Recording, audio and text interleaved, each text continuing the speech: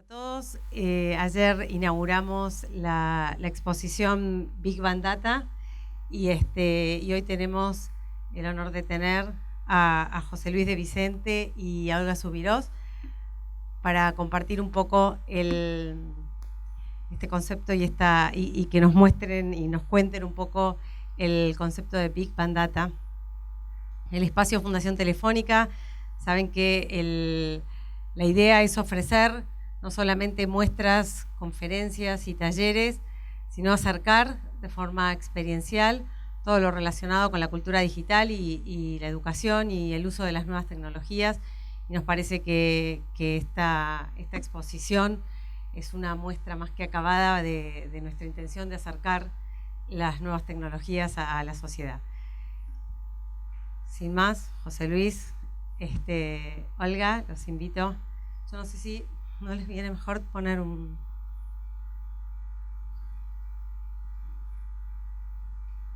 Para aquellos que no hayan recorrido la muestra, después claramente están invitados, y contarles que de lunes a sábados, de 14 a 20:30, la muestra es gratuita y bueno, y los esperamos a todos.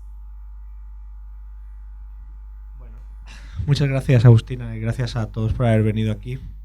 Hemos pasado unos días muy buenos en Buenos Aires montando la exposición. Esta es ya casi nuestra última actividad y estamos, la verdad, es que muy contentos de que esta muestra vaya a estar aquí en este espacio durante los próximos meses y de poder casi escribir otro capítulo en la historia de este proyecto que empezó a prepararse hace más de 2 años, como 2 años y medio, que vio a la luz ahora 1 año y algo en Barcelona, y que después de este capítulo en Buenos Aires también tendrá más. Y lo que queríamos hacer hoy en esta presentación no era tanto hablar de lo que vais a ver en la exposición, porque la exposición está 2 plantas arriba y hay bastante material y merece la pena verlo, sino de... a mí me gusta decir que el porqué, no tanto el qué, sino el porqué. Y de algunas historias que no hemos podido incluir en esta parte de la exposición, materiales, más materiales que el meramente expositivo, y que ahora tenemos la oportunidad de contaros. No sé si, de hecho, sería una buena ocasión para mostraros algunas cosas, hablar de ellas y luego tener un diálogo con vosotros si tenemos tiempo. No sé si mejor que bajemos la luz, porque va a ser más importante lo que veáis en la pantalla que vernos a nosotros. Casi el comienzo de este proyecto tuvo que ver con una frase del teórico de los New Media, Lev Manovich, en su famoso libro El lenguaje de los nuevos medios, del 2003, en el que él planteaba o presentaba una idea que era sugerente, que se puede hasta cierto punto testear o falsear, y que como punto de partida de una hipótesis, como una hipótesis a probar en el lenguaje de una exposición, era muy interesante. La idea de Lev Manovich era plantear que si la forma cultural dominante del siglo XIX había sido la novela y la forma cultural dominante del siglo XX había sido el cine, la fórmula cultural dominante del siglo XXI sería la base de datos. Y la base de datos como un objeto construido con múltiples contribuciones, que no se recorre de una manera lineal. Esto es algo que en su momento era quizás más dudoso, pero que hoy entendemos muy bien cuando nos hemos acostumbrado a vivir durante más de una generación mirando el mundo a través de la caja de búsqueda de Google, ¿no? De un espacio que tiene un punto de entrada pero que no tiene un punto de salida predeterminado, donde los recorridos son multidireccionales y potencialmente infinitos, y donde además el objeto que miramos no es estático, sino que cambia y se transforma todo el tiempo. Entonces una idea importante para empezar a pensar en esta exposición era esta: si la forma cultural del siglo XXI iba a ser la base de datos o el conjunto de datos, de qué manera esto estaba ya adquiriendo una expresión determinada. Y la estaba adquiriendo en muchos ámbitos, en disciplinas que tenían una tradición dentro del ámbito de la cultura digital, como la visualización de datos, en nuevas formas que estaban cambiando la manera en la que se trabajaba en sus campos del conocimiento, desde el movimiento Open Data en lo que se refería a las administraciones públicas y a renovar los mecanismos de la democracia, hasta el periodismo de datos como una nueva manera de contar historias y de cambiar la narrativa lógica o habitual de cuáles eran las fuentes para contar una historia. Yo añadiría lo que Lev Manovich acaba la cita diciendo: y esto evidentemente genera una estética, ¿no?, y una ética de los datos. Sí, efectivamente, esta idea de la estética de los datos era muy importante para nosotros a la hora de pensar cuál iba a ser como la superficie de la exposición, de alguna manera, la capa exterior. Pero también teníamos muy claro que la exposición no iba a ser una exposición, o no tenía que ser una exposición sobre la forma, sino sobre, no quiero decir el fondo porque es una dualidad un poco falsa, pero sí sobre los orígenes, o sobre las lógicas y sobre además transformaciones que estaban pasando delante nuestra, de las que todos éramos partícipes, pero que carecían muchas veces de esta lenguaje visual o digamos o esta dimensión representable que decía que fuera asumida por mucha gente como comprensible. O sea, de alguna manera esa exposición iba sobre cambios que están sucediendo sin que la gente se estuviera dando cuenta que estaban pasándoles a ellos de alguna forma. También me gustaría añadir, ¿no?, esta voluntad que teníamos de decir, vale, la forma dominante es en el 19 novela, cine, y la base de datos no la tenemos que ver como solo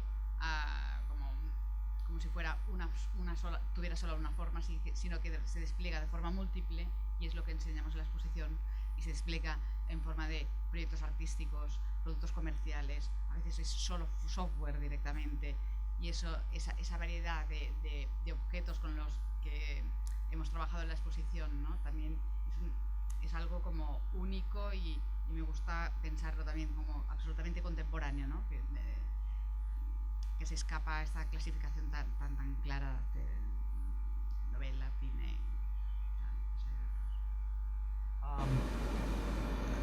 Desde prácticamente el principio teníamos claro cuál era el punto de partida de la exposición. El punto de partida de la exposición tenía que ver con la idea de que durante un tiempo hemos heredado unos discursos acerca del impacto de lo digital en el mundo que nos alejaban o hasta cierto punto que disfrazaban o disimulaban algunas de sus realidades más claras y más palpables. Todos los que seáis lo suficientemente mayores, en esta habitación creo que no, por lo que veo no sois demasiados, para recordar los discursos digitales que forjamos en los 90, tenía que ver mucho con una cierta idea de que había dos mundos y uno estaba aquí y otro estaba allí. Incluso algunos ingenuamente intentaban crear la dualidad entre lo digital y la vida real o el mundo real, y elevábamos nociones o conceptos como el de virtual, que venía a decir que había algunas cosas que eran más verdad que las otras. A nosotros este nos parecía y nos parece básicamente un enfoque bastante superado, y además que ocultaba algunas de las maneras en las que el mundo se ve transformado por fenómenos, por intereses y por formas de operar que no solamente no existen fuera de él, sino que lo están reconfigurando, lo están redefiniendo. Así que siempre tuvimos bastante claro que esta exposición tenía que empezar allí. A mí me gustaba pensar la idea de correr la cortina del Mago de Oz y enseñar qué es lo que hay detrás. Es decir, de quitar el velo de los discursos seductores de la información como algo intangible, omnipresente, intentar explicar que todo esto vive en sitios que producen calor, que consumen energía, que dependen de intereses geoestratégicos a la hora de decidir cómo, cuándo y dónde se habitan. Así que la exposición siempre iba a empezar mostrando dónde viven los datos, ¿no? Esta idea de mostrar el peso de la nube nos parecía la manera de empezar, es decir, explicar que la nube, que es nuestra versión contemporánea de la idea de que la información omnipresente e intangible existe en algún lugar que no conocemos, no solamente no existe en ningún lugar que no conocemos, sino que ha generado una infraestructura propia y una huella o un peso en el mundo medible, hasta cierto punto representable, y de hecho que estaba no representado. Y el no representarlo tenía una serie de razones. Y esas razones tenían que ver con mantener este discurso seductor de la industria tecnológica acerca de casi las capacidades mágicas de lo que hace, en este caso ofrecernos acceder a un documento desde cualquier punto del mundo, sin explicarnos cómo, ni por qué y a precio de qué, ¿no? ¿Quién era el propietario? Así que otra manera que también y una idea que nos gusta explicar en este fotograma de Internet Machine, de una de las piezas que podéis ver arriba, que nos queda muy claro que es estos espacios y esta industria que por un lado existe en un nivel que parece lejana a nosotros, impersonal, no solamente no es impersonal, sino que de alguna forma también es profundamente íntima.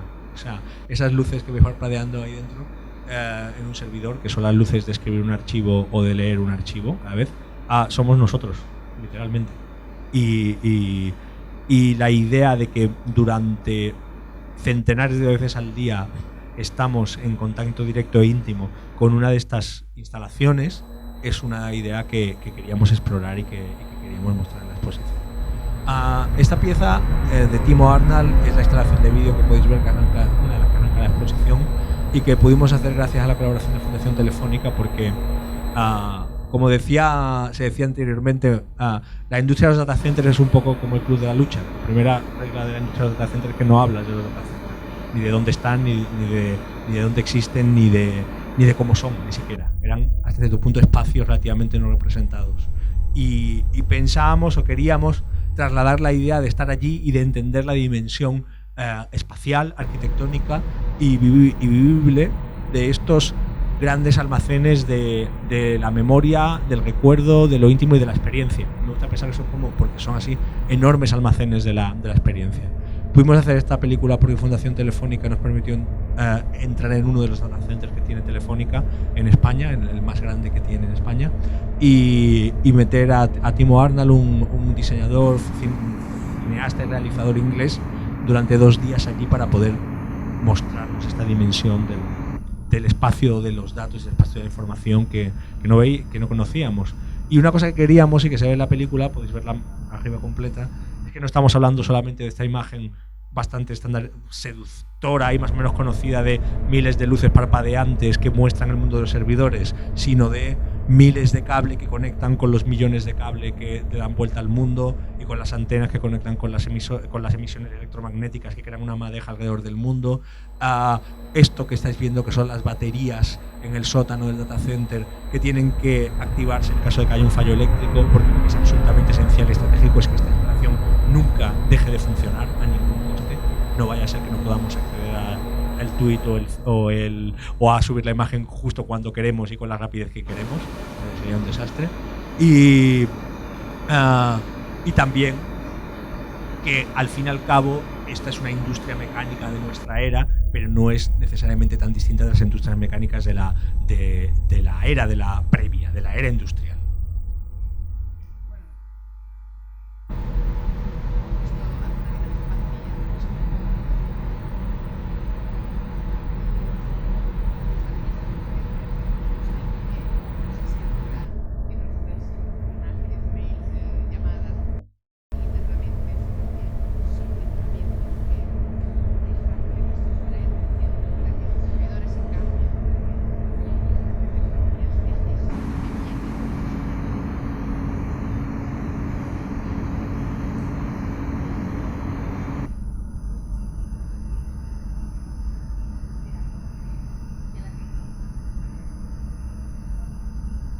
Esto que veis aquí a los lados son las torres de aguas llenas de agua para que en caso de incendio se pueda apagar el incendio. Y estos son los cables que literalmente conectan el data center con internet. Y como decíamos, para saciar nuestra sed insaciable de datos hemos creado una madeja de cable y de ondas electromagnéticas que envuelve el planeta por completo. Esta es una de las instalaciones que desarrollamos expresamente para la exposición también, donde podéis ver el cable global de mapas submarinos y que queríamos, y para nosotros era muy importante mostrar también, para mostrar que no solamente Internet no es un espacio geográfico, sino que hay una geografía y hay una geoestratégica de los espacios de la red. Es decir, estas grandes rutas de la información, que son los cables submarinos que conducen el 90% del tráfico de datos a nivel mundial. Por un lado, son una de las grandes industrias, no diría secretos, pero sí de alguna manera de los protagonistas discretos de la revolución de las telecomunicaciones desde mediados del siglo XIX. Esos barcos que han estado tirando cables en el fondo del subsuelo marino son los mismos que cablearon los océanos en el siglo XIX para el telégrafo, en el siglo XX para el teléfono y después para distintas tecnologías hasta la fibra óptica que conduce hoy los grandes caudales de datos. Pero algo además también interesante y que queríamos mostrar era que Internet no solamente no es un espacio geográfico, sino que está lleno de sitios, de lugares, y que esos sitios son hubs, son puertos clave en las grandes rutas de la información. En esta instalación seleccionamos 20 instalaciones, data centers, pero también lo que se llaman centros de colocación o internet exchanges, que son espacios que por todo el mundo permiten y son, digamos, los responsables y los puntos estratégicos de que la información y los datos lleguen a nuestro terminal cuando queremos que lleguen. Y una vez más, aquí había espacios no representados, pero también había algo que era que a medida que estas industrias se han ido volviendo estratégicas, estos espacios han pasado o están empezando a pasar de ser espacios no representados, espacios secretos, a ser iconos de nuevas formas de poder. Es decir, que hubiera una nueva forma de monumentalidad. Pensamos en ellos como nuevas catedrales, de alguna manera. Bueno, a mí me gustaría añadir que toda esta red de cables submarinos, de esta infraestructura, digamos, que complementada con los satélites, los datacenters, todo esto tenemos que pensarlo que son, bueno, la propiedad de eso no es pública, es privada, son empresas que se pueden contar, ¿no?, que mantienen esa infraestructura, que invierten en esa infraestructura, pero luego, ¿quién paga eso? ¿No? Nosotros, los usuarios, pero en cambio los gigantes de Silicon Valley, ¿no?, que usan esos canales, ¿no?, Google, Facebook, usan esa infraestructura de cables que nosotros pagamos con nuestras cuotas, ¿no? Entonces hay aquí también ese sistema, ¿no?, que hace todo posible, tiene como sus no está muy equilibrado, digamos, ¿no? Porque quien obtiene el gran rendimiento de esos datos que circulan por la red son esas grandes compañías, y en cambio, digamos, las grandes buscadoras o plataformas de redes sociales, pero en cambio no son las que asumen los costes, son las de infraestructura como Telefónica y otras, y ese carácter que tiene, que toda la red, ¿no?, que pensamos que es algo abierto, y que al final es de 4 públicos, 30 y 2 privados, ¿no? A mí me parece como... Arriba podéis ver en la instalación los 20 espacios. Hicimos nos gustaron estos dispositivos, la idea de crear postales de espacios que obviamente no están hechos para ser visitados, y que para los que quieran practicar el turismo hacker o el turismo de infraestructuras tienen un interés, pero que al usar un icono turístico como las postales mostraban, ¿no?, esta dimensión de monumentalidad que tienen estos sitios. Pero además detrás están escritas las historias de estos sitios, que hay significativo de ellos, así que os invitamos que subáis y os llevéis mientras duren las postales con las historias. Me gusta pensar que esto es viajar por las nubes, ¿no? Sí. Y te llevas como souvenir las postales de esos sitios, ¿no? Bueno, en Telefónica, en este caso, pues regala para el que tenga interés, y hay algunas muy curiosas. Un par de ellas, por ejemplo, esta siempre nos ha gustado mucho, le hemos tenido especial cariño. El datacenter de Facebook en Luleå, en Suecia, 100 kilómetros del Círculo Polar Ártico, que básicamente es una gran nevera de datos, porque lo primero que es un datacenter es una enorme máquina que para mantener datos almacenados genera un montón de consumo eléctrico, y este consumo eléctrico tiene que disiparse en forma de calor, y lo primero que necesitas es refrigerar todos esos cientos de miles de discos duros y procesadores que están dando vueltas. Entonces, una manera bastante eficiente de hacerlo es pues llevártelo a un sitio donde ya de por sí la naturaleza es una gran máquina de refrigerar. Y una historia es que este fue uno de los sitios en los que intentamos rodar y fue absolutamente imposible. Digamos que Facebook fue bastante menos colaboradora que Telefónica. Imaginaros por qué es imposible, ¿no? ¿Qué hay aquí dentro? 1.000 millones de perfiles. Mundial almacenada ahí, ¿no? Y otro punto súper interesante, además, que la mayor parte o muchos data centers están en parques industriales, están en sitios donde el terreno es barato, porque de hecho son instalaciones normalmente bastante grandes. Un data center grande puede tener la extensión de 6, 7, 8 campos de fútbol, pero también estamos vaciando las ciudades y llenándolas de muchas de estas infraestructuras. Y si tuviéramos tiempo os explicaría, pues es un poco largo, cuándo te conviene almacenar información en mitad del campo en Washington o en Oregón, donde la energía y el suelo es barato, y cuándo te conviene hacerlo en el centro de una ciudad, que además es un icono de la economía global. Digamos que hay razones por las que a veces te conviene una cosa, otras la otra. Pero para no hacerlo muy rápido, esto es 60 Hudson Street, es un edificio que ocupa un lugar histórico en la historia de las telecomunicaciones, un edificio que fue primero una gran centralita telefónica, que ocupa una manzana entera en Manhattan, y que es un colocation center, es lo que se llama un sitio donde las redes van a converger entre sí. Cuando hablábamos de Internet como la red de redes, pues estas redes de redes tenían que encontrarse a sí mismos en sitios donde hay instalaciones que tienen, me encanta esta palabra, el nombre se llaman Meet Me Rooms, y entonces en una Meet Me Rooms todos los cables de distintos operadores convergen para interconectar entre ellos. Y este edificio adquirió notoriedad en los últimos años porque resultó tener una función estratégica, dado que era uno de los centros desde donde se canalizaban las transacciones informáticas que gobernaban el mercado de valores de Wall Street.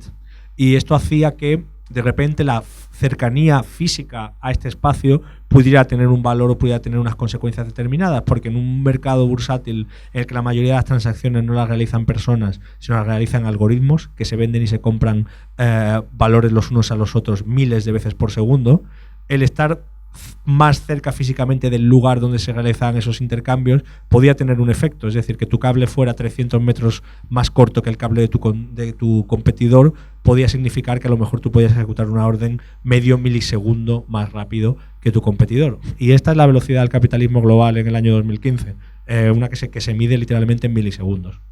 Y esto para mí y para nosotros dotaba clarísimamente de esta idea de monumentalidad y de casi de la noción de catedrales a estos espacios de manera muy fuerte. A la hora de explicar cómo hemos llegado aquí, digamos, cuáles son las razones principales de la explosión de datos contemporáneas, de este Big Bang y de esta onda expansiva en la que vivimos, hay varias razones, pero a mí me bastan ahora mismo con dos. Una es muy evidente y es de cariz puramente tecnológico y todos la hemos vivido en primera persona. Básicamente, el coste de almacenar más información en el mismo espacio por menos dinero se ha desplomado de manera espectacular en los últimos 15 años. Digamos que el problema de cómo almacenar por muy poco coste grandes volúmenes de información en soportes físicos es un problema que a lo largo de los últimos 15 años se ha resuelto hasta el punto de que podríamos decir, no que almacenar información es gratis, pero no lo es, porque no lo es, pero sí que en muchos casos, ante la pregunta en un proceso que genera mucha información, te planteas de cuál es la información que debería preservarse y durante cuánto tiempo, la respuesta a qué es lo que sería más barato y más eficiente es almacenarla toda para siempre. Porque digamos que el coste es relativamente marginal y en un momento determinado eso puede tener de hecho puede ser bastante más fácil y más eficiente. Y aquí es donde de repente nos encontramos con esta máxima que es que a partir de que los conjuntos de datos referidos a un fenómeno superan un umbral determinado, cruzan un determinado umbral, no puedes hacer lo mismo con más información. Puedes hacer cosas que no podías hacer cuando tenías menos información. Es la máxima que en el ámbito de la data science se conoce como more is different, más es diferente. Es decir, a partir de un volumen determinado, las preguntas que puedes hacer son distintas y las maneras de responderlas son distintas. Incluso se crean básicamente metodologías científicas que vienen a plantearte que si tú tienes una cantidad enorme de datos sobre un fenómeno, lo que necesitas para entenderlo es encontrar correlaciones predictivas, es decir, maneras de buscando entre esos datos ver que hay comportamientos que estadísticamente son estables, es decir, se repiten muchas veces y que por lo tanto el tener una teoría de por qué se repiten es menos importante que el certificar que se repiten. Esta es la idea muy criticada y para mucha gente dudosa, pero obviamente muy polémica, de la noción de que una ciencia de datos con datos suficientes puede ser una ciencia sin teorías. Es decir, que no necesitas un modelo para plantear una hipótesis, generar datos y ver si lo testeas, sino solamente necesitas ver que puedes encontrar en esa inmensa cantidad de datos comportamientos que son predecibles en función de comportamientos pasados. Para poner un ejemplo, ¿no? Sería el caso, seguramente lo conocéis, de Google Trends, que era en el momento en que Google encontró el patrón de que cuando se unían una serie de palabras, tos, fiebre, X, eso quiere decir que había un poco de gripe y cómo se iba desplazando esas búsquedas por el territorio estadounidense, mostraba ya el patrón de desplazamiento de la gripe y se anticipaba a cualquier predicción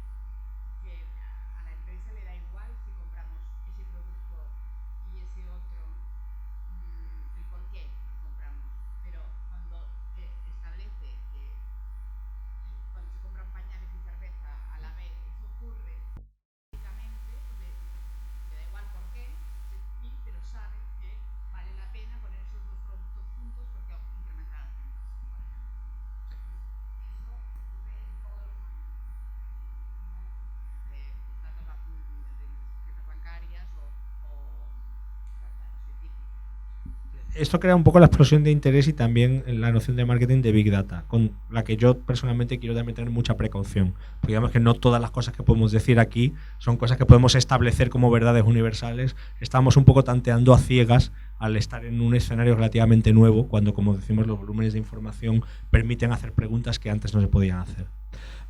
Pero otro factor esencial en esta explosión de datos es que hemos inundado el mundo de sistemas de dispositivos que miden constantemente el estado de las cosas. Es decir, sensores industriales, sensores medioambientales, dispositivos GPS.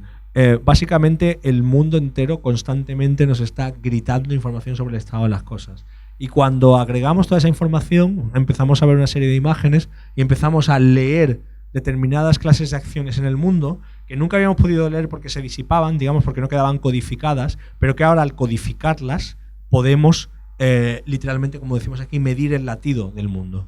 Un ejemplo es este. Si podemos ver, porque podemos verlo hoy en día, cuál es la posición de todos los aviones que hay en el aire en estos momentos, de dónde vienen, a dónde van, cuál es su número de vuelo, etcétera. De repente tenemos estas imágenes de los grandes sistemas del mundo operando, ¿no? Como por ejemplo el sistema de transporte aéreo. Y es solo un ejemplo entre muchísimos otros. Esto nos ha dejado toda una serie de imágenes, pero también nos ha dejado de repente también la posibilidad de empezar a intentar intervenir en los sistemas del mundo para mejorarlos a medida de entender cómo operan. Esto os lo van a explicar mejor una serie de señores. Una de las cosas que hemos hecho como parte de este proyecto ha sido hablar con decenas de expertos de todos los ámbitos que ven en su trabajo transformado por las dinámicas y las lógicas de la data science y del análisis de datos, y con ellos investigamos toda una serie de preguntas esenciales. Ahora vamos a poner a varios de ellos comentando precisamente este punto, cómo cambia o cuáles son las implicaciones de un mundo en el que todos los sistemas del mundo en funcionamiento están generando información sobre lo que hacen mientras lo van haciendo. Una serie de entrevistas las tenéis disponibles en la página web de la exposición, tranquilamente en casa tenéis ahí muchísimo material extra. In the last 10 to 20 years, we have deployed throughout the world systems for basically measuring what's going on. We're living in a situation now where many of our objects and devices and homes and even sort of bits of city furniture are networked. They're actually creating data in some senses and sharing that either with other devices or with people or with institutions or organizations. Spend 90 minutes walking maybe 100 meters, of a city street and looking at all the places where networks are gathering information, whether that's through CCTV cameras or automated number plate recognition systems, whether that's through sensing coils that are buried beneath the asphalt, whether that's through various kinds of RFID device, NFC. There are instruments throughout the airports and the planes, the hangars. Even as they're traveling from city to city, airplanes are throwing off data about their location, their operations. And that's really the same thing that's happening to the city now. And even just the routine data of the economy, the routine operations of the economy throws off tremendous amounts of data, mobile phone calls, credit card transactions. And so we're in this kind of situation now of extreme connectivity where the effects that we have on each other are no longer necessarily just local. They actually kind of percolate through the system further. If you're interested in how the world has become decisively embedded with sensing devices and sensing capabilities and sensing instruments, you need look really no further than your own pocket.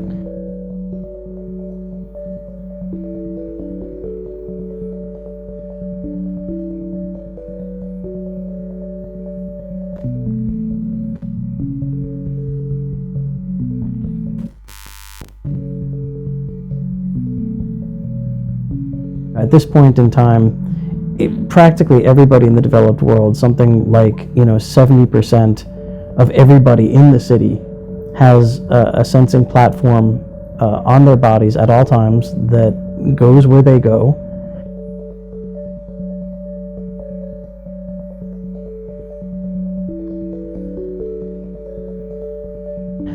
we see, images of the activity of, Barcelona or Rome following a concert or a sporting event. We begin to see the rhetoric of, this is a picture of activity. These images represent where people are. And people are sort of looking through these almost like they're vital signs of the city to try to understand what's going on and see if there's patterns that they can then predict. So the corporate pitch around smart cities has basically been that we can tackle the challenge of global warming and climate change by making cities work more efficiently, by putting sensors and infrastructure that allow us to squeeze a little bit more capacity out of a road so we don't have to build a new road, or to reduce energy consumption in buildings. There have been some high profile experiments like the Intelligent Operations Center in Rio de Janeiro, which is this attempt to build almost a NASA-style mission control center for what many people have thought is an ungovernable city. And it's a city where large swaths of neighborhoods are controlled by drug gangs, and to help them they brought IBM in to essentially install a piece of software to manage the city. And it's not clear how effective it's being, but it certainly was a symbol of smartness in Brazil. The idea that we can just sort of optimize our cities to make them both greener and wealthier is really a suspect proposition. It's really a kind of fetish of data. It's the fetish that the more kind of floods of data we have, that we would somehow be able to make better decisions, because it kind of comes down to that. That's the argument that's often made. More data will give us the capacity to make better decisions. Now, that's something that actually again and again has been proved to be not the case. So the question is, do bigger, faster computers and bigger, faster data get us to knowledge and understanding of cities, or do they just raise the possibility of bigger and faster mistakes? And this sort of new science of cities is really just forming now, and it remains to be seen if it's going to produce new useful knowledge about cities. Because what happens is when you have more and more of this data, is in a sense you forget about the preconceptions or the boundaries through which that data was crafted in the first place. Because data is in a sense a craft. Somebody actually created it. You don't just pluck it from the atmosphere. You don't just go out and measure something that exists out there. Esta idea que menciona aquí Usman Haque es para mí espectacularmente importante y se podría dar una conferencia entera sobre ello.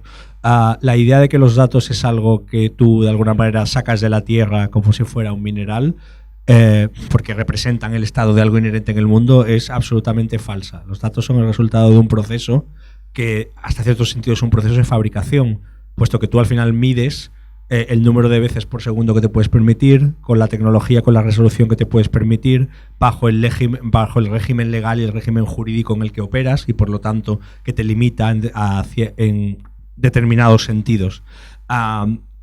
Esto para mí es importante porque apunta también a la idea de que la cultura de los datos no es una cultura objetiva donde no existen valores políticos o ideológicos que influyen en lo que obtenemos a partir de ellos. Eso es como cualquier cultura humana fuertemente posicionada y fuertemente ideológica. Otra idea muy importante de la exposición y que queríamos marcar como una transición histórica importante es esta idea, la idea de la producción social de datos. Y a lo que nos referimos con ello es que una transformación reciente, muy importante, relativamente reciente, es que la mayor parte de los datos que se producen en el mundo hasta hace poco eran el resultado de procesos científicos, de procesos administrativos y burocráticos, de el funcionamiento de la economía. En los últimos 10 años esto ha cambiado. Hoy en día, la gran mayoría de datos que se producen en el mundo los producimos nosotros. La actividad social de los ciudadanos queda impregnada en soportes, en tecnologías, en las que de manera deliberada todos sus actos cotidianos o bien quedan registrados o quedan transmitidos.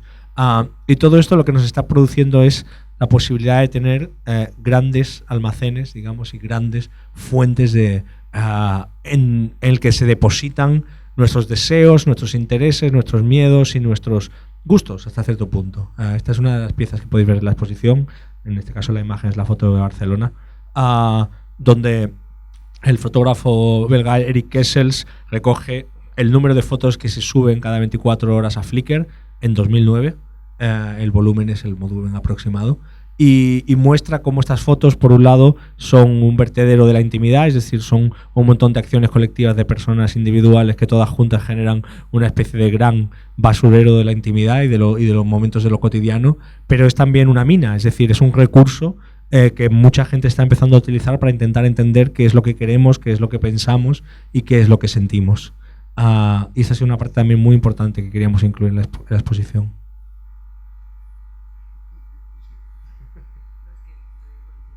Sí, la verdad es que vamos un poco más de tiempo. Sí, porque sería interesante que pudiéramos hablar. Sí. En múltiples ámbitos, hoy en día, y esta es otra idea muy importante, el efecto de las metodologías data-driven o basadas en datos, de las dinámicas de analíticas cuantitativas, está cambiando la manera de operar en múltiples contextos. Y esto era algo que queríamos también reflejar. Es decir, que estamos ahora sí adentrándonos en una cultura de lo cuantitativo, en el que múltiples decisiones en múltiples ámbitos se están tomando a través de mecánicas y lógicas no subjetivas, sino basadas en parámetros cuantificables de distintas maneras. El proyecto Winning Formula, que está arriba, muestra cómo esto afecta a un ámbito como el del deporte profesional y el fútbol, donde los analistas de datos ayudan a tomar las decisiones que al final al entrenador le llevan a decidir quién juega o quién no.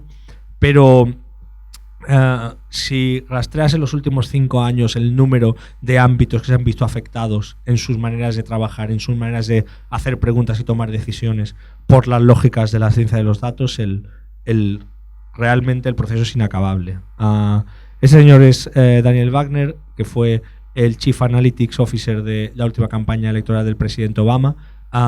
Fue una campaña especialmente importante e innovadora en la gestión o en la manera en la que se gestionaba la información de las encuestas a una resolución tremendamente baja, condado a condado, y que permitía a la campaña, al equipo de campaña, decidir en qué punto del país, al nivel del condado, en qué condado del país en ese día tenían que dar sus esfuerzos de campaña para llegar a aquella gente que estaba en posiciones de indecisión y en las que todavía se podían cambiar el sentido de su voto. Este señor, supongo que muchos lo conoceréis, es Thomas Piketty, el economista de moda en el mundo, que con su libro sobre la desigualdad, El capital del siglo XXI, presenta de hecho una tesis o una contratesis acerca de la evolución de la desigualdad en el mundo de los últimos 2 siglos, a partir de haber construido un dataset, un conjunto de datos y de índices que comparan la evolución de la desigualdad en más de 40 países durante 150 años, y que ha aplicado una lógica absolutamente data-driven al análisis de un problema determinado como este. Y un ámbito que es también especialmente interesante, creemos, también por especialmente oculto, es el de la cultura. Es como cada vez más las industrias culturales están empezando a generar una nueva clase de métricas para entender qué es lo que le gusta a sus usuarios, qué es lo que hacen y por lo tanto cómo leer lo que están haciendo. Y creo que eso está generando algunas transformaciones que todavía no somos capaces de medir. Tradicionalmente, cuando tú leías un libro, era un acto absolutamente privado e íntimo entre tú y el ejemplar del libro que tenías en las manos, y el libro no podía saber nada de ti. Cuando lees un libro electrónico, cuando lees un libro en Amazon o un ebook, el libro sabe cada cuánto pasas las páginas, sabe qué pasajes estás subrayando, sabe si has acabado el libro o no has acabado el libro. Amazon dice que precisamente El capital en el siglo XXI de Thomas Piketty, un libro de 800 páginas que es un tratado de economía que de alguna manera ahora se ha convertido en un bestseller, a mucha gente le parecía una gran idea, pero solamente el 2,4% de sus lectores lo han acabado, o como mínimo han llegado a pasar hasta la última página. ¿Cuántos de vosotros habéis visto esta serie de televisión, por ejemplo? House of Cards. Los que, no sé si los que la habéis visto sabéis cómo Netflix, el canal de vídeo por streaming que la produjo, decidió hacer esta serie. En buena medida lo hizo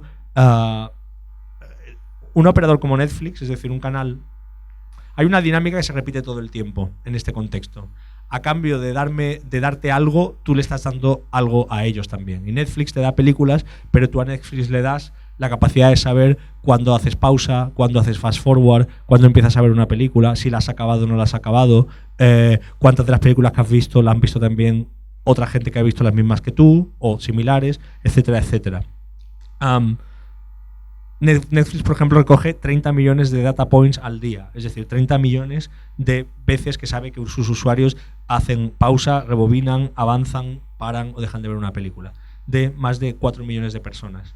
Y esa información se ha empezado a usar para tomar decisiones como, por ejemplo, qué series o qué películas deberían de producirse. Así que tenemos una cultura donde la cuantificación, la medida de nuestra conducta empieza a ser tomada también como punto de partida para transformar lo que vamos a ver a continuación. Y por supuesto esto afecta también al individuo, ¿no? Al ámbito de quiénes somos y de cómo nos movemos. La idea de conocernos mejor o de autocuantificarnos a través de medir todos nuestros actos ha pasado de ser un nicho a ser una especie de actitud radical, incluso con una cierta tradición en la historia del arte, a ser una industria en auge, ¿no? La industria que plantea que si vas a andar tienes que saber el número de pasos que has dado, que si vas a correr tienes que saber cuál es tu velocidad media de desplazamiento, o que tener toda clase de maneras de medir con esta cosa que, como decía Dan Greenfield, llevamos pegados a nuestro cuerpo todo el día y tiene un conjunto de sensores que miden constantemente muchos parámetros, quiénes somos y qué es lo que hacemos. Pondremos un ejemplo. No sé si estáis familiarizados con un producto comercial que se llama 23andMe. Lo ha comercializado la que ahora es la exmujer de Sergey Brin, el fundador de Google, y es un producto en el que por $100 te envían un kit en el que tú proporcionas una cantidad de saliva, ¿no? Y al cabo de un mes recibes un diagnóstico genético, digamos, medido en tantos por ciento, porque ellos también se guardan de decir que tienes cáncer o algo así, ¿no? Pero te dicen el tanto por ciento de unos 200 parámetros, te dicen tu origen, el tanto por ciento de neandertal que hay en tus genes, tanto por ciento de probabilidad de padecer las principales enfermedades, y incluso también te animan a que esa muestra de saliva, pues que no a utilizarles a ellos a guardarlo hasta el infinito. O sea, que forma parte del cuestionario que tú tienes la opción de hacer un discharge sample, ¿no? Y de que eso quede entre ellos y tú y nadie más, y está, y que no se use para ninguna otra cosa, o que esa muestra quede en sus archivos.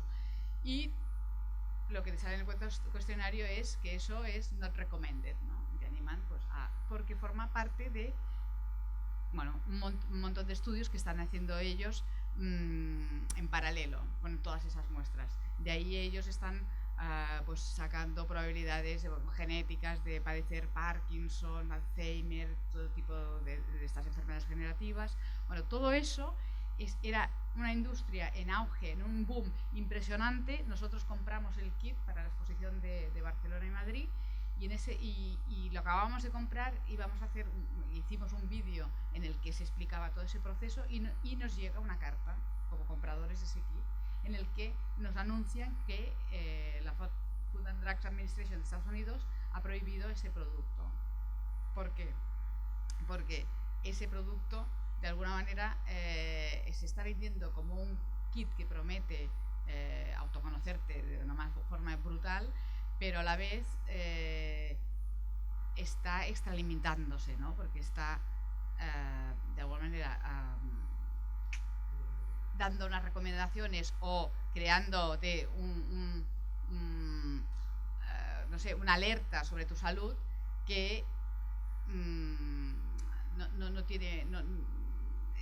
se está extralimitando, ¿no? Se vendía como un producto casi de entertainment, pero tenía funciones casi médicas, ¿no? Entonces, cuando estaba en esa frontera, lo paran. Pero eso que parece, dices, pues puede ser y tal.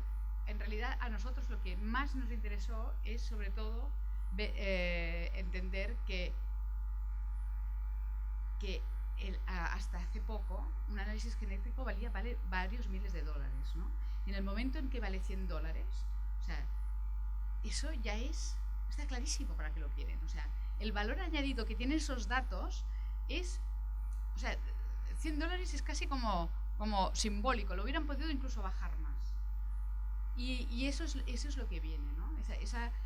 Y entonces lo que está ocurriendo es que ahora lo han parado en Estados Unidos, pero ellos se han desplazado y ahora lo puedes comprar en Canadá y en Gran Bretaña, ¿no? Entonces, esa es la gran industria y esa es la gran, lo que le llaman el Big Data, es el nuevo petróleo del siglo XXI, ¿no? Hay empresas que tienen clarísimo que esos datos es poder, es conocimiento, es economía, ¿no? Y bueno, este es uno de los que no quiero alargar más. Para ir acabando, una día de junio de 2013, en cierto sentido, entendemos que el mundo cambió. Cuando un analista de RSA, Edward Snowden, básicamente nos contó que todas las tecnologías que usamos y que canalizan nuestras relaciones sociales, nuestras interacciones, están pinchadas. Y están pinchadas al servicio del poder, al servicio de probablemente la maquinaria de vigilancia más sofisticada y absoluta y completa que el hombre haya desarrollado a lo largo de su historia.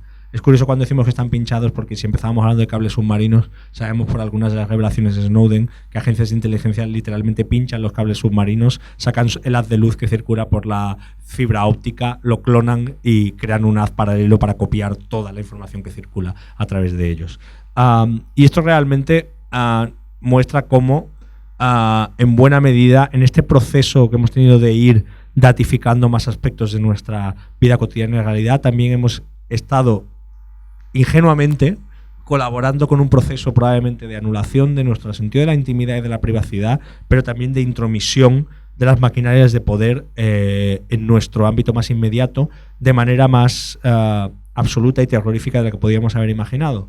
Y en buena medida nos da un poco igual, porque pensamos hasta cierto punto que nosotros no tenemos nada que esconder, que al fin y al cabo no somos terroristas de Al-Qaeda o de ISIS, y que, bueno, que lo que nos pasa a nosotros le pasa a todo el mundo. Pero sin embargo, lamentablemente las repercusiones son bastante más serias y bastante más complejas. Como parte de la exposición, elaboramos una publicación que se llama Anonymízate. Es una guía de recomendaciones para proteger tus datos, tanto en Internet como tu privacidad en la calle. Y es un conjunto de recursos, de recomendaciones. Como parte de él, Olga desarrolló esta imagen, este gráfico, con 20 tecnologías, algunas ya implantadas, otras que vienen, que de alguna manera registran o nos muestran bajo vigilancia.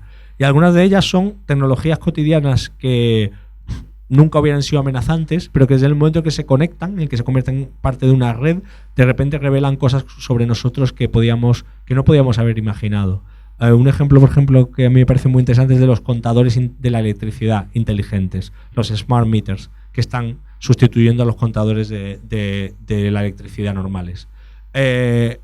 Un smart meter que registra toda la curva de consumo eléctrico a lo largo de un día en una casa te puede decir cosas como, por ejemplo, cuando la gente se está duchando o cuando está desayunando. Porque cuando tú conectas la tostadora del pan y tú estás en una tostada, tienes un pico de consumo eléctrico súper alto y súper pronunciado. Si de repente esas acciones cotidianas quedan impregnadas e impresas en tecnologías y en sistemas que las van haciendo permanentemente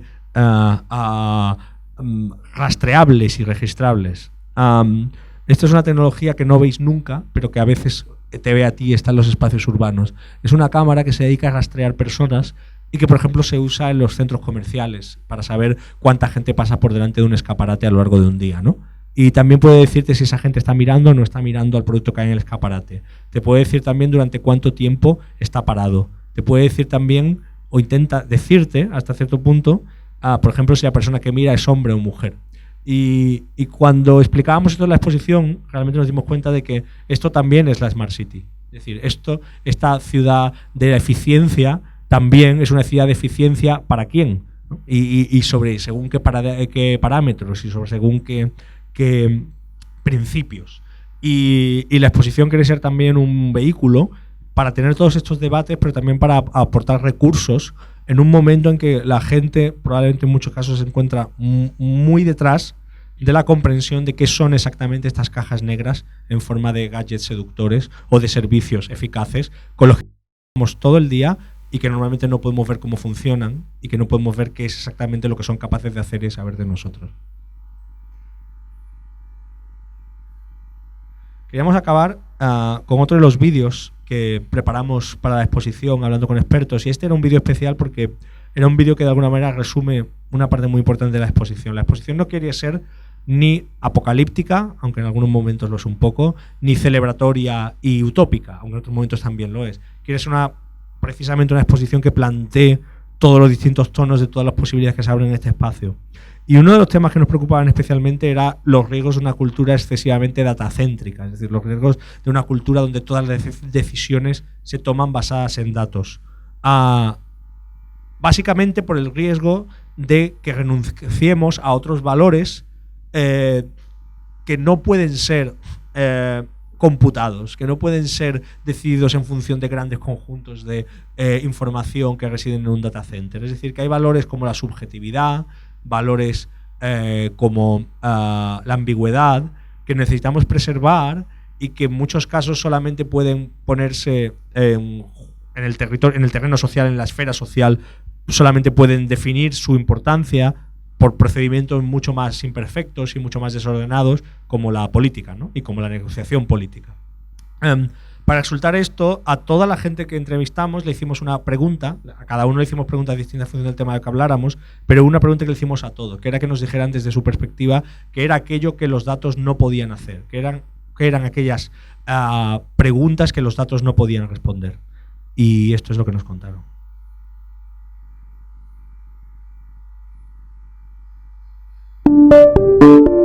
Data cannot give meaning to life. Data cannot be an answer. Data cannot be a substitute. Data cannot obviate the need for politics. Data cannot solve all of our problems. So, data cannot solve our problems.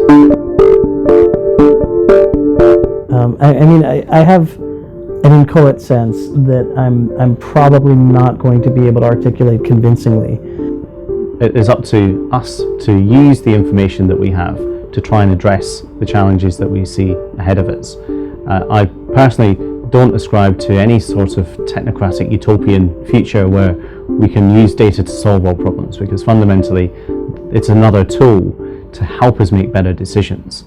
And using facts and using evidence to help inform our decisions will hopefully help us make better decisions. And I think one of the dangers of that we're going to face moving into a world where we're sensing cities from multiple vantage points, excruciating levels of detail, and then trying to make sense of that, is that we'll fool ourselves into thinking that we're in control. Los datos no pueden ser verdad. Los datos no pueden explicar el factor humano. Los datos por sí solos nunca van a poder sustituir la intuición humana. Los datos no pueden saber de quién me voy a enamorar. Los datos son los que son objetivos, son medibles, son cuantificables, ¿no? Y eso precisamente los dota de gran valor para el mercado, para lo que es el capital, ¿no? Sin embargo, humanamente resulta bastante pobre. Y todo lo que hacemos no tiene una lógica. Hay un gran ejemplo con Google Maps, ¿no? Si te fías de Google Maps para montar tus paseos, siempre irás a los mismos sitios. Pero Google Maps lo que hace es coger lo que ya has hecho y te monta patrones en base a lo que ya has hecho, con lo cual se basa en este principio de la repetición y de la rutina, cuando nuestras vidas no se basan en la repetición y en la rutina, y además nuestras decisiones no siempre son lógicas y racionales. Tenemos que darnos cuenta de que influye mucho cómo se recaba la información, de que a veces los datos se recaban de manera medio engañosa, con lo cual no hay que mirarlos como si nos fiáramos, como si fueran dioses. Hay una máxima y es: los datos no pueden darnos toda la verdad. Los datos pueden saber de quién me he enamorado antes, pero no de quién voy a enamorarme. Es decir, al final hay muchos trade-offs, hay muchos equilibrios que tenemos que hacer y hay decisiones que deben ser políticas y que son cualitativas y que están basadas en los valores y los deseos de la gente. Eventually, the more data you gather, the stronger the illusion that you can transcend the political and move to the numerical and move to the technocratic becomes. I think we have to resist that temptation. The more data you have, the more politics you need. I think that's the relationship that we have to understand, that data structures do not develop they do not emerge according to their own logic. They emerge according to the kind of simplifications made by political, social, and economic actors. And we have to understand how those simplifications are made, and we have to occasionally do something to change those simplifications, right? And to add complexity, reinscribe complexity, reinscribe the interests of people affected by those simplifications. This should be simpler. It should be simpler. The first part was okay, yeah, about the data, yeah. And I think the greatest mistake we can make is to precisely assume that we can actually leave the old, messy, noisy, deliberative world of politics behind and focus on this clean, data-driven, supposedly macro-level view that we get from collecting more and more data. I think that's the ultimate utopia and the ultimate conceit of quantification.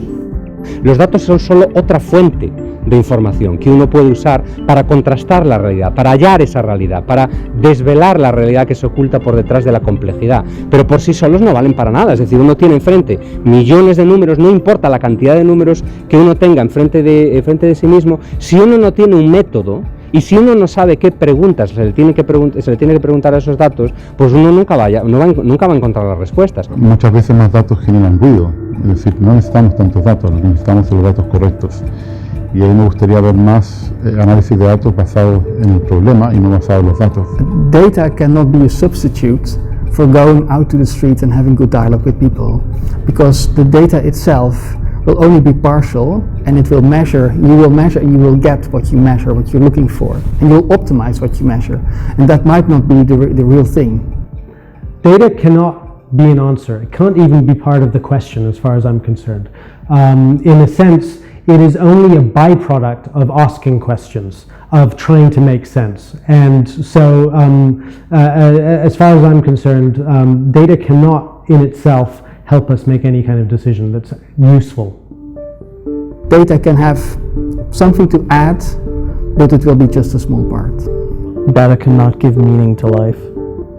You know, it can produce insight, it can produce value, but it can't lend meaning. I think we're very much going to be in a world where by observing cities in excruciating detail, we're actually going to change the way they work. And so it's possible that the system may get weirder faster than we can understand it, because every time we poke at it, we actually change what's happening. And you know, it's possible that we'll actually understand less of what's going on than we do now. If we persist in the fallacy that everything can be quantified and characterized and every salient aspect of its existence in the world registered technically, I think we abrade most of the processes that certainly in my lifetime have produced the more meaningful emotions and have produced the more resonant and memorable states of being. Bueno, esto era un poco lo que queríamos contaros hoy, y si tenéis preguntas o queréis que hablemos algo, estamos encantados.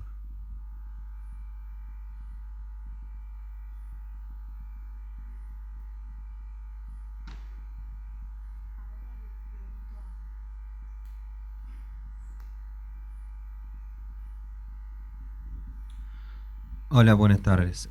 Bueno, mi pregunta es específicamente, bueno, primero hablaban de los efectos de los datos sobre la política y sobre todo surge el tema de las ciudades. ¿Ustedes dirían que las ciudades son el ámbito político donde más tiene efecto los datos, el recolecto de los datos? Gracias.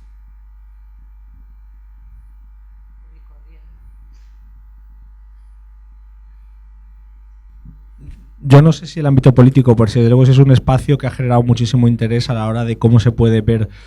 Hay como la idea de que estamos gestionando las ciudades del siglo XXI con una cultura técnica, una cultura burocrática de otra época, y que de repente hay una gran oportunidad de entender mejor cómo operan las ciudades de una manera mucho más eficaz y eficiente, y eso genera todo el discurso, toda la explosión de la idea de la Smart City, es decir, una ciudad en la que podemos mejorar su tráfico, su consumo eléctrico, la calidad de su aire, por el hecho de entender de manera muy precisa cómo se comporta como organismo y medirla. Hay muchísimos discursos súper críticos con esta teoría, que viene a decir que imponen una visión tecnocrática y sobre todo muy reduccionista de una ciudad, que no es una máquina, una ciudad es un espacio de conflicto y un espacio de intereses contrapuestos. También hay muchísimos intereses, por ejemplo, en el ámbito de la administración. El movimiento Open Data ha generado un gran impacto en el ámbito de lo municipal, de la ciudad, a la hora de permitir que muchos de los datos que las administraciones generan para gestionar la ciudad estén a la disposición de los ciudadanos y en teoría puedan también contribuir a mejorarla con sus propios proyectos. En los últimos 5 años hubo muchísimos proyectos a nivel mundial alrededor de este ámbito. Probablemente no hay ninguna ciudad importante del mundo que no tenga su portal de datos abiertos y su política de datos abiertos, pero creo que en general también existe la noción de que mucho de su efecto ha sido más publicitario y más de generar una pátina de modernidad y de cultura nueva democrática que real a la hora de habilitar mecanismos que hayan transformado de manera real, sobre todo la participación de los ciudadanos en la toma de decisiones. Yo lo que creo en cualquier caso es que las ciudades siguen siendo un espacio de conflicto y que hay también conflictos sobre la manera de generar una política de los datos en su contexto. Y que sí, poco a poco va emergiendo una noción de que muchos de estos discursos solo tendrán sentido si incluyen y se incorporan a muchos más agentes de los que consideran. Es decir, que esa ciudad no la van a hacer solamente multinacionales que cablean, que venden sistemas de gestión, desarrolladores, sino que tendrá que incluir arquitectos, a vecinos, a activistas urbanos, a movimientos tradicionales de muchos más aspectos. Y que en cualquier caso, una cultura datacéntrica, cuantitativa, nunca podrá reemplazar por completo a un espacio tan naturalmente político como el de la ciudad.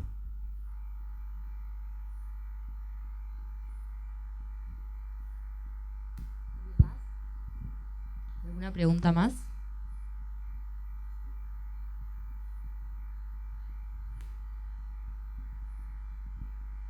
Buenas tardes. La consulta más que nada más que ver con los datos y la información, tiene que ver un poco con cómo están viendo ustedes la estética que plantea la información y el acercamiento de los datos en el contexto del arte contemporáneo. Cómo está generando, si es que lo hace, un replanteo en la estética o en la forma en que los artistas se están produciendo, o si sigue siendo algo tal vez marginal en esta relación entre arte y datos.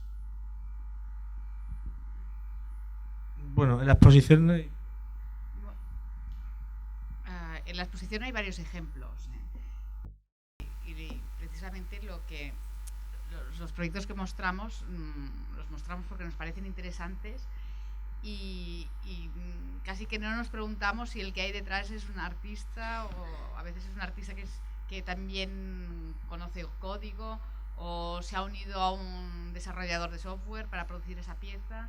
Otros se llaman a sí mismos diseñadores, pero son los demás que comentan que la producción es arte. Entonces, a nosotros nos interesa mostrar esos proyectos en los que la materia prima de trabajo son los datos.